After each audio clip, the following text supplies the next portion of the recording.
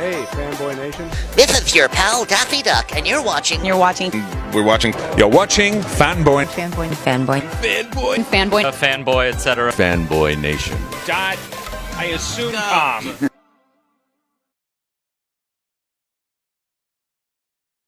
The ABA is back, and we are excited for a new tournament coming up this November. But right now, we got the owner of the Novastars out of Irvine, California. Al Smith, how are you today, man? Doing fine. Thanks for inviting me. Glad to be here.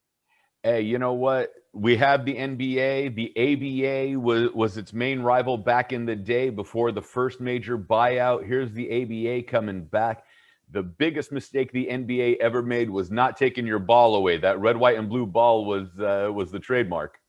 That's right, man. It's amazing that you remember that and you bring that to the table, because a lot of people don't know about the relationship of the ABA and the NBA from back in the day. They forget that Dr. J, before he was an NBA player, he was an ABA player. You know, they don't even realize that the Pacers and the Spurs and all of those teams came from the ABA. You know, the Denver Nuggets, Washington Bullets. So it's a lot of history with the ABA, of a lot of connection with the NBA. And people feel that when they see us play today, or when they've seen us play in the past, you know, that we were just more glorified rec league. But we changed that perception. I've been working tirelessly on just improving the Pacific Division, since I'm also the division chairman here in the Pacific Division. So we got some good stuff coming up this year, as you've seen from our showcase tournament that we're starting the season with, and a lot more stuff coming down the pipe. You know, the original ABA before the first merger, you know, it was the more flash and dash. You know, it was the one that allowed dunking. It was the one that had the 3-point rule. It was the one that allowed showmanship that the NBA was completely against. You know, everyone talks about Jordan, which Jordan was the king, but before Jordan, before LeBron, before Kobe, there was Dr. J, and he's the first one to go from that free throw line and do those dunks. So that lineage is there. When you have that lineage, and then the resurgence is coming, and you know, people have gotten tired of you know, like the NFL is the big leagues, the Major League Baseball is the big leagues, NBA is the big leagues. But you know, when you have that alternative in a sense, and giving, like, you know, people a chance, like, and one tried to have a league. I know Ice Cube has a league with the big three. I think they're doing 3-on-3 half-court tournaments and stuff. Yeah. What does that give not only college players that didn't make it to the NBA, but also people that like the aspect of a faster paced game that isn't bogged down with advertisements every 15 seconds? Well, I mean, it gives you more of a grassroots feel from a fan perspective, but for the athlete, it keeps the athlete moving, you know, because when you are out of college, you have to find platforms to stay in shape, to keep your edge, especially if you're still pursuing trying to make it to the NBA, because once you graduate, it's not over. It doesn't mean that that's the end of the road and you're not going to make it into the NBA. There's very few guys that do, but there are some hungry guys out there that have that endurance and have that drive to do it. So, you know, we provide a platform that they can still keep an edge, play at a fast pace against competition that are amongst their same ability level, and provide great entertainment to the public, to the local communities, to the regular families that want to go to games but can't afford to spend $200-300 to see the Lakers or the Clippers, and then spend another $60 to $100 on concessions and just get 2 popcorns and a nacho, you know? So we've got very affordable prices for our games. You can come see an ABA game for $10. You'll see guys at our ABA games like Meta World Peace. You know, he and I work together on a couple of things, and I coach for him from time to time if he needs me. And we also put together scrimmage games to, you know, have our guys play against each other just for practices. And then, you know, you run into guys like the Dennis Rodmans, who's local, and he likes the ABA still. You know, you've heard that he played for an ABA team in Canada before. So he's made promises to come put on a Novastars uniform You know, so you can see these guys for a small $10 ticket. I've got celebrities on my team that is a partner with me, and his name is Antoine Tanner. He plays on One Tree Hill. He played on Moesha. He played on the Parkers before. He's done a lot of different movies, you know, The Wood. So you can come see people of importance and significance, just like you can go see people at a Laker game, you know. And your ticket prices are cheaper than parking at a Lakers game. Exactly. So, you know, how can you lose? It's a real small hour and a half, 2 hours out of your night on a Saturday. It's over before you can even make your plans to go out and hit the club. So, you know, you don't miss. We try to plan it that way because, you know, it's tough providing good, wholesome family entertainment at the right hour and within the right window on a weekend. So, you know, the funny thing is, you know, like I mentioned the NFL, I mentioned the NBA. If it wasn't for the ABA, we wouldn't have the dunk rules. We wouldn't have so much that was incorporated from the ABA. And then in the NFL, when Vince McMahon had the XFL, yeah, it was like Smash Mouth football and they made fun of it. But how many of the camera angles did they steal? How many of, like, you know, the video production that they took away from the XFL, the original incarnation, and so much more. So what are now some of the rule sets that will set the ABA apart from the NBA, since they took all the original rules from the ABA? Okay, so we made some different nuances to the game. We have a 7-second backcourt as opposed to 8. So speeds up the activity, bringing the ball up the floor. The most unique rule about the ABA is the pressure that we pretty much, you know, push for in the backcourt, because there's a 3D rule. And the 3D rule means that if we create a turnover in the backcourt, say you're bringing the ball up court, taking it out of bounds after a made basket, right? If you don't get that ball across half court in 7 seconds, then the game goes into 3D mode. It's a turnover, the opponent gets the ball. When they have possession, if they score on that possession, they get an extra point to whatever they score. So if it's a layup, instead of getting 2 points for the layup, they get 3. If it's a 3-point shot, instead of getting 3 points for the shot, they get 4. If it's a layup, you make the basket and you get fouled, right? You get 3 points for the layup and you go to the line to shoot a free throw for the and one. So that generates higher scoring games in the ABA, okay? And if you notice in the NBA, nobody puts ball pressure, taking the ball out of bounds.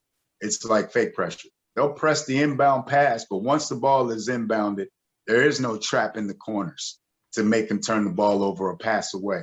So you're missing some of the activity you can get in the backcourt in the NBA right now if you induce backcourt activity by awarding the opponent.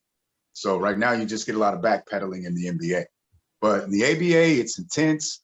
There's pressure when, you know, you're down. I've been in a situation before, I'm down 25, there's 3 minutes to go in the game, you know, and so you have to pull out all the stops to try to come back. We were playing the Los Angeles Slam. They were the #1 team in our division. It was my first year in the league. I was like, you know what? We're going to start pressing this 3D rule. And we did. And we got turnover after turnover.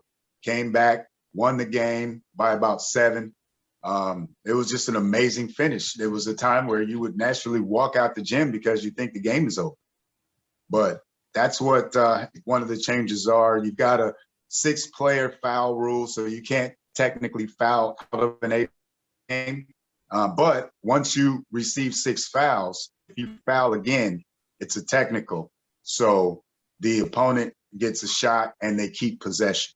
So it's costly to keep a player in the game after 6 fouls, but they can't foul out. So that creates another dynamic where your best player can still finish the game. And Al just proved the reason why I don't bet on basketball is because in that last 3 minutes, you can come back and win the game. That's right. Yeah.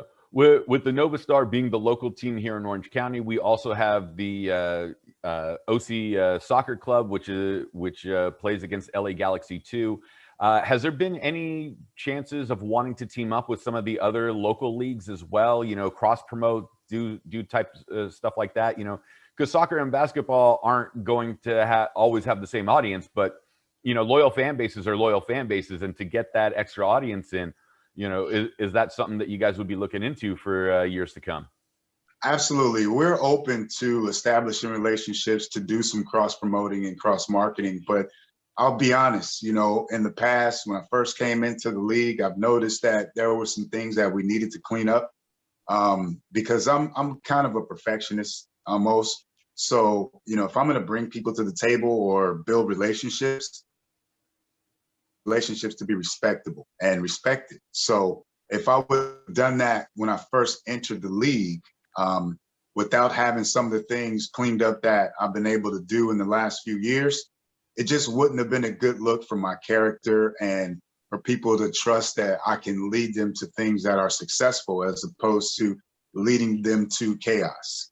So we've done that now. That image is behind us. We've gotten a lot of credibility back into the league. We've gotten a lot of professional owners back into the league with good practices, good character. So now that's where we are this season.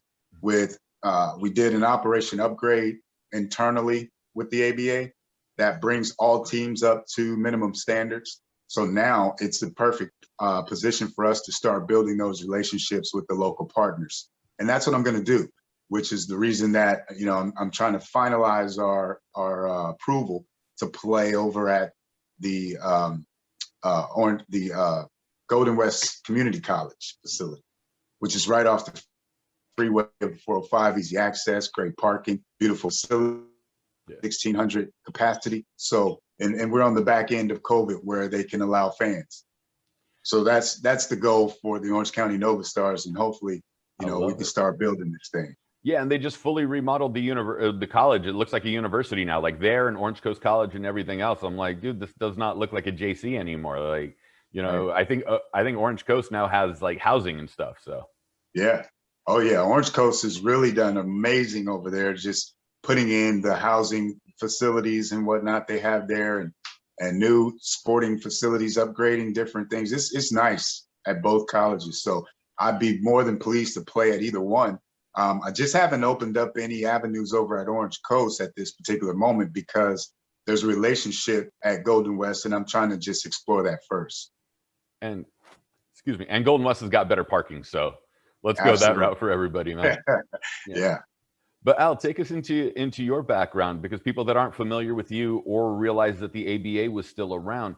How did you become a part of the ABA? How did you become the owner of the Novastar, and then, you know, on the executive board for the West Coast for the Pacific League? Man, I'm a nobody, man. You don't need to know me. So I'll tell you, I started the Novastar team. I have to tell you how it got started before I can bring you to how I became an ABA member. But started the team back in 2004, partnered up with Antoine Tanner. You know, he's a personal friend of mine, family friend. So he knew that I wanted to have a professional team playing at the Drew League in LA. Went up there, I saw that, hey, these guys, they play basketball the way I learned how to play growing up, being in the South, being a country boy, being rough, hard-nosed, taking hits. You know, I saw the way they played basketball at the Drew League. I was like, yeah, this is it right here. This is how we get down. So I wanted to, you know, put something together and play up there, but I didn't know the people in the community because I was new to Orange County and new to Southern California. So I had to get to know people in order to build a formidable team. At the time, he was filming Coach Carter, right? And he was on set, and he was like, hey, Al, remember we were talking about putting the team together? You still looking to put a team together? I was like, yeah. It's like, hey, we're on the set, and we're doing this basketball movie. It's a, you know, documentary, true story.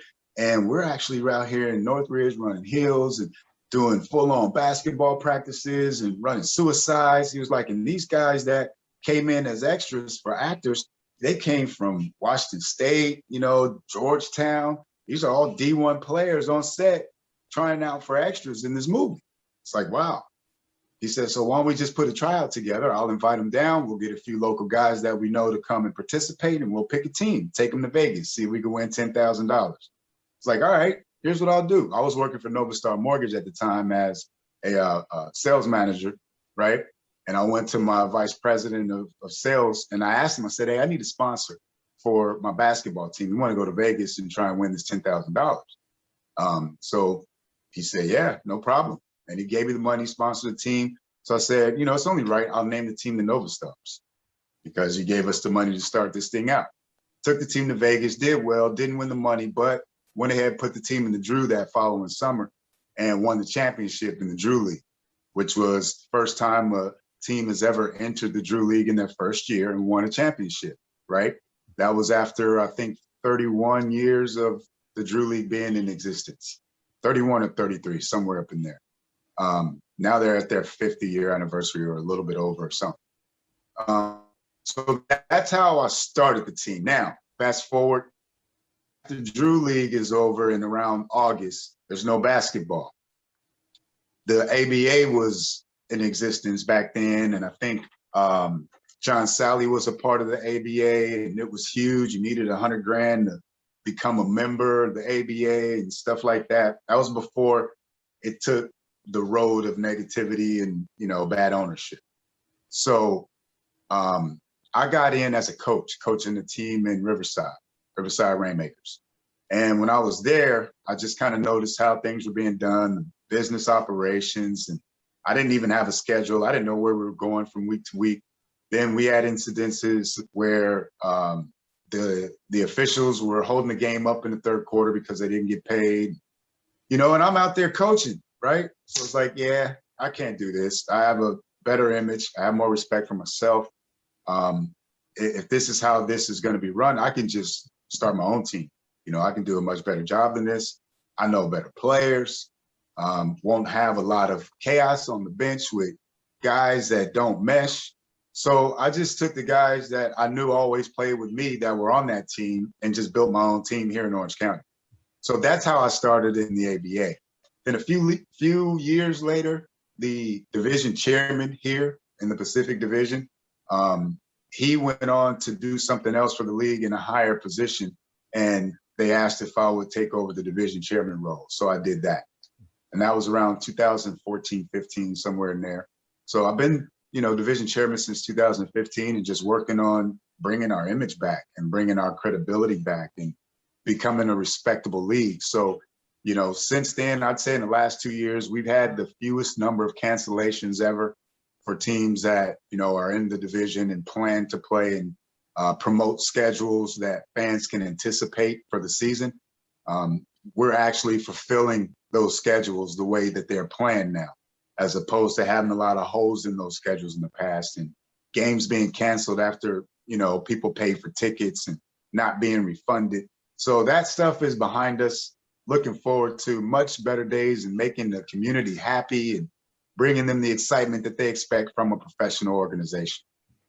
See, that's how I knew you were somebody when you're like, man, nobody needs to know me. I'm nobody. No, you're somebody behind the thing. So you can't play that game. That's when you know somebody's somebody. Yeah. I don't feel like I'm nobody, man. It's almost like you do stuff and it's just so tough because life is life. It doesn't matter who you are. You can feel like you're somebody. People can look at you as if you're somebody, but when you're trying to negotiate the obstacles of life, it doesn't matter who you are. It doesn't give you an advantage. You still have to go through the work. You still have to put in the blood, sweat, and tears if you want to, enjoy the fruits of your efforts and your labor.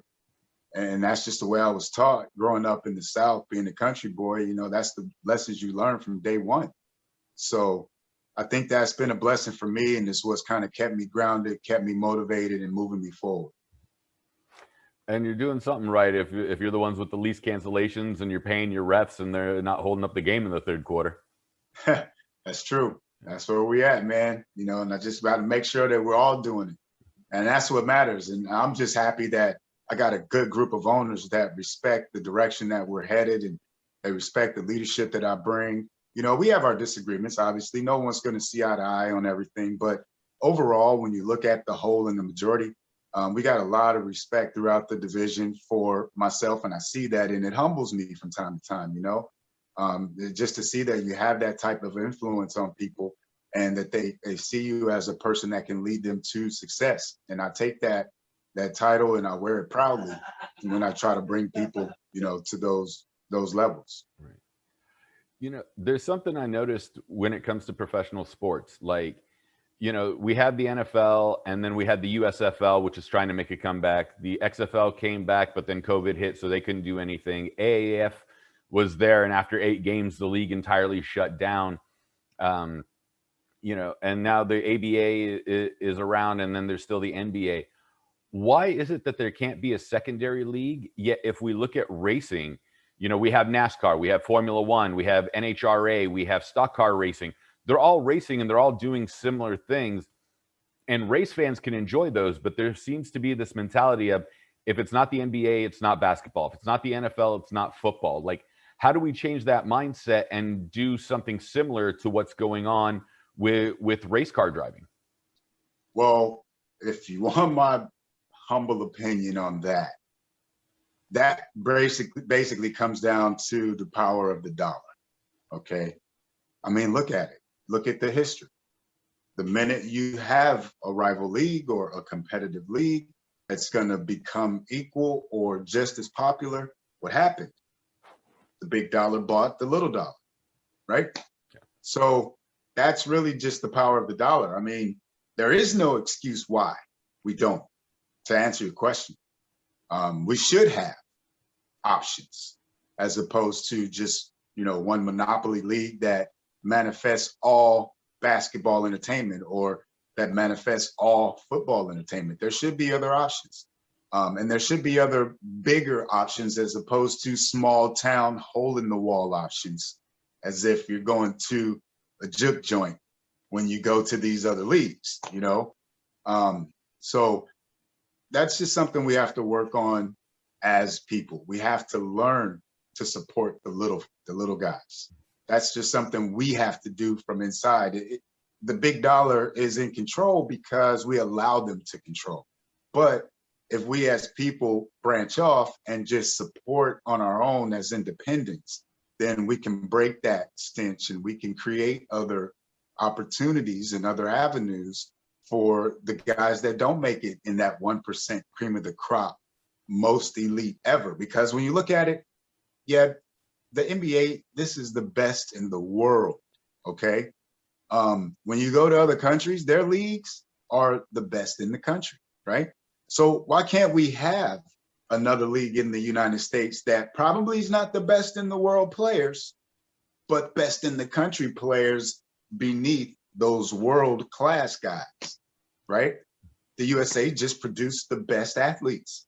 And if we're only taking the 1% cream of the crop out of the country, what are we doing with the other, 2 to 5%? We won't even have to go too deep, but just 2 to 5 more percent still gives us great athleticism, great entertainment, great competition. And that's what we have. But we need the belief system to get behind it. We need more financial support, really is what comes down to. Again, we're a small player. We don't have those finances. So you can consider us a poor league, but we just need belief. We need support. We have the power to reach because we're in so many markets that we can advertise a business tremendously, but that business has to believe that it's there. And now that we have the things that we've cleaned up and brought teams up to the minimum standards, hopefully we can start appealing to those type businesses. And I think that's the corner that we've turned this season with Operation Upgrade. Well, I'm glad to see that because, just the name itself, ABA, and once people start realizing it, that has a lot of impact. And to clean up the image is a lot to do with things that people don't realize. When you sit there and you play ball and you bring out that red, white, and blue ball, like back in the day when you saw them do it, like how much more special is that being a basketball fan yourself and now being a coach on top of it? Oh, man. It's just surreal, man. It just comes full circle because I remember as a kid growing up watching the ABA on television, right? And watching those dunks by Dr. J and, having that love for Dr. J that people have today for the best player in the league, as if, same one that they developed for Michael Jordan after Dr. J. And there's a lot of people today don't realize that Michael Jordan is a copy of Dr. J, but they don't like Kobe Bryant because he's a copy of Michael Jordan. And it's like, if you knew your history, you stop talking. because you really don't know that your favorite player did the exact same thing. Okay. So, but they'll argue you till you're blue in the face about how he's more unique and how he didn't and blah, blah, blah, blah, blah. Right. But that's just basketball. History repeats itself. You find your best players because they repeat what the greats did. That's why they're great. Oh yeah. Well, you don't know how many dudes I know that hated LeBron, and then the minute he signed with the Lakers, those jerseys showed up everywhere. Yeah. You're right. It happens that way. And I'm not even a big LeBron fan, but I'm a Laker fan. So I was probably on that wagon when it happened, because I was like, no, we don't want LeBron. Just keep him. I don't want him. Right. Because being a Kobe fan, you develop that Mamba mentality, and you always have the desire to beat the best. LeBron's the best competition outside the Laker organization. So you don't want him to come in because you want to beat him. That's really where it comes from. But LeBron's a great player. You can't really hate that. But inside being a Laker fan from the core, that's where you develop that. Look, we can't mix this. Yeah, you're great, buddy, but we can't mix this just because we want to beat you. So. And don't worry, next week when Space Jam 2 comes out, it's going to be the comparison to Jordan from the first movie. Right. Exactly. Yeah. So everybody be talking about who's the Space Jam GOAT next, right?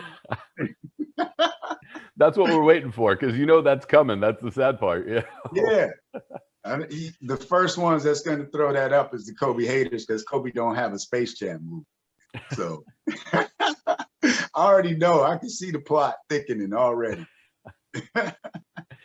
Yeah, I'm glad you're having fun with all this, and hopefully the movie is going to be fun when we get to see that. When basketball has always been, it would start off in Canada, which people totally forget that it was originally a Canadian sport. And then, it came to the United States and it just blew up here.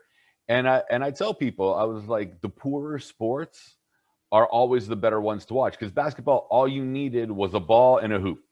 Soccer, you needed a ball and like 2 trees that were close enough to be the goals, or right. 2 trash cans or whatever it was. And you had to be creative to play those games. And then wrestling, you just needed to draw a circle and everything else. So when you have that mentality of this is all you need, and it allows you to be more creative. What's some of the more creative aspects that you guys are doing with the ABA, that we don't see with the NBA? Like with minor league baseball, they do more giveaway nights. Like they have, like more towel giveaways or bobbleheads or T-shirts or whatever. But like, what makes the game more exciting? Like, I know you reduce the backcourt clock and everything else and the pressure. Yeah. But like, are you guys pushing more like trick shots and stuff like that, the way And One tried to do with their league? So this is where it starts getting more exciting, right? Been talking to a few people that we partner with over the years, and we do have those giveaways as far as the half court shots, the hot shot giveaways, the $25,000 shots and stuff like that. We've got special nights that we established with nonprofit organizations to do giveaways and help raise funds for the local nonprofits that we support. So we're trying to do this year, we've got 40 nonprofits that we want to support in Orange County, right? Because we want to do 4 nonprofits each home game, and we've got 10 home games in a season. So every home game, we want to support 4 different nonprofits in Orange County. And we'll identify those nonprofits as, we see recognition for great works around the community, a huge need that may not be getting enough exposure, that someone is trying to drive in the community, things like that. So that's unique, that I don't see a lot happening on the NBA level, where they are recognizing those small businesses that are local to the city that are very responsible for their success. So that's something different that we do. We're also trying to establish more entertainment on the music side in the ABA as well, okay? We want to reach out to local talent, because there's a lot of indie artists, local artists that are not getting exposure. So as you can see, the ABA's platform is designed to reach out and grab that guy that's the grassroots guy that everybody loves, and they see that he's talented, but he's just not getting that calling because he's not the guy with the look that they're looking for, or he's not the guy with the specific sound that they want. You know, again, the funnel gets small when you rise to the top. So, but there's still talent in that funnel.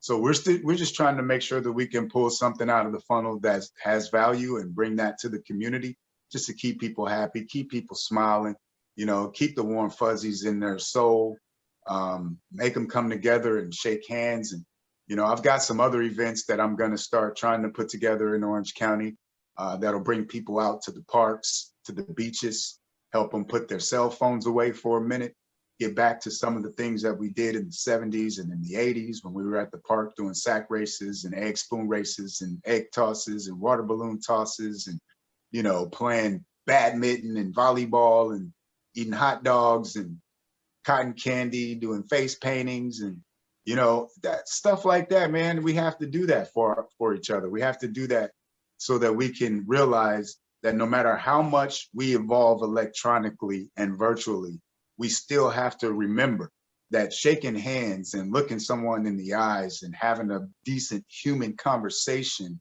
is never going to lose its value. Okay. So you'll never get that no matter how virtual you evolve. So we have to stay grounded and have opportunities to provide that for the community. And that's what we want to do. That's what I want to do for, you know, the places that I touch in my lifetime. You know, right now, this is where I live. So it's here in Orange County. I dig it, man. Like, let's be honest, we're a little spoiled. We're by the beach, so we can't cry too much.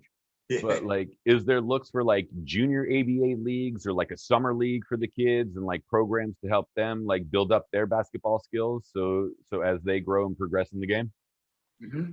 Talking to a few other owners, because, you know, this is a league that we partnered to put these things together, but talking to a few other owners about building a junior ABA league. That one has a very different nuance and dynamic with what we would like to do with it. So the conversation right now is, how do we bring this to the community and make sure that it has value for upward growth?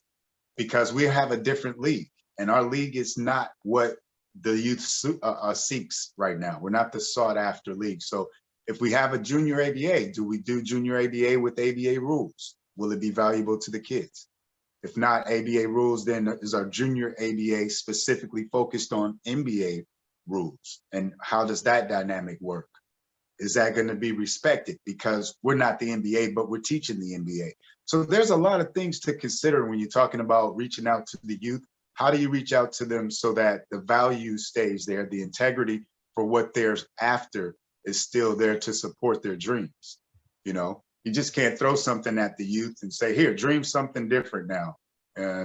You know, that doesn't work, especially when there's no success behind it that they can aspire to.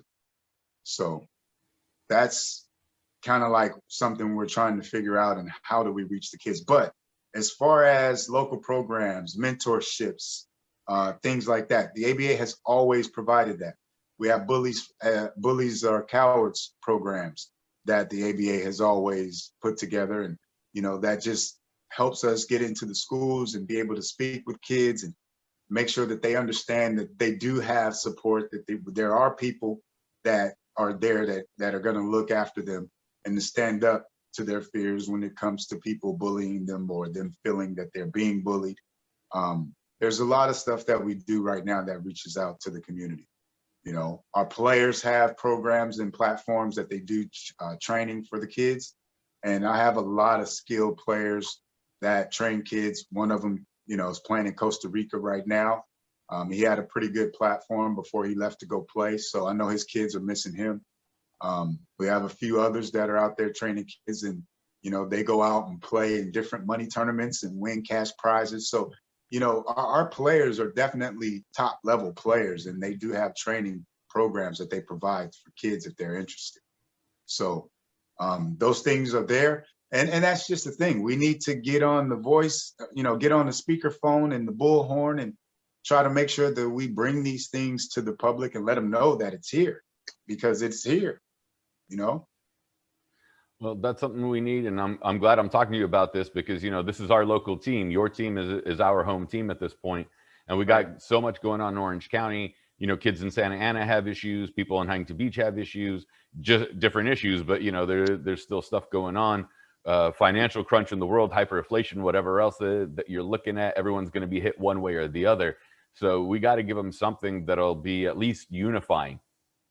Yeah, tell me about it, man. You're right. There's so many options for some people to do in Orange County because of the fact that, like you said earlier, it's Orange County. We got beaches, we got amusement parks, we got, you know, malls everywhere.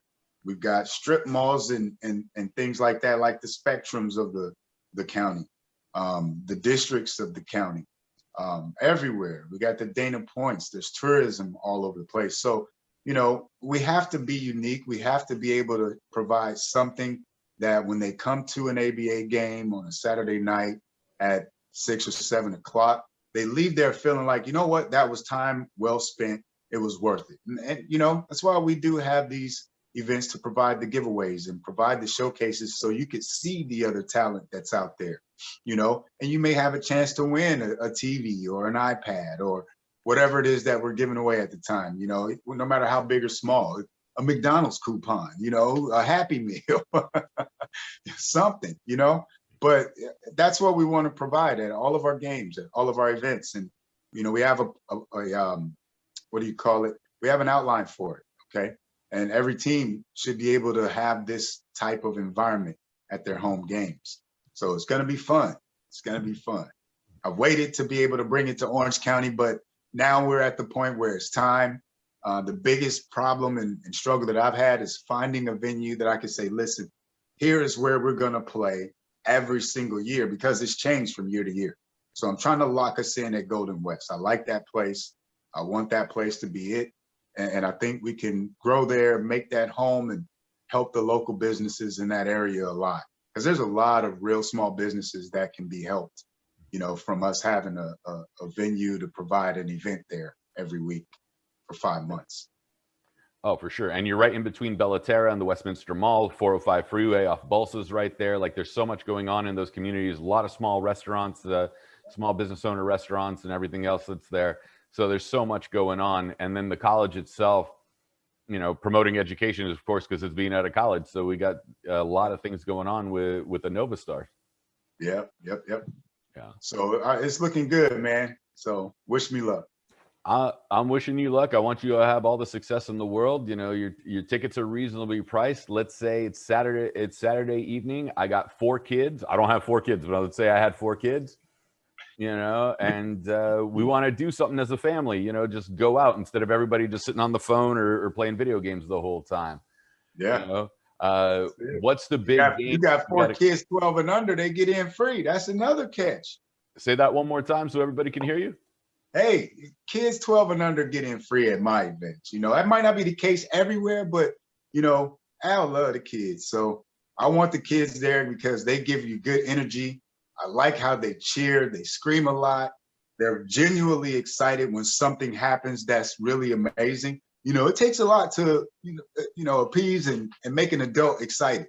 So I like the kids, man. Bring them out, bring them out, bring them out.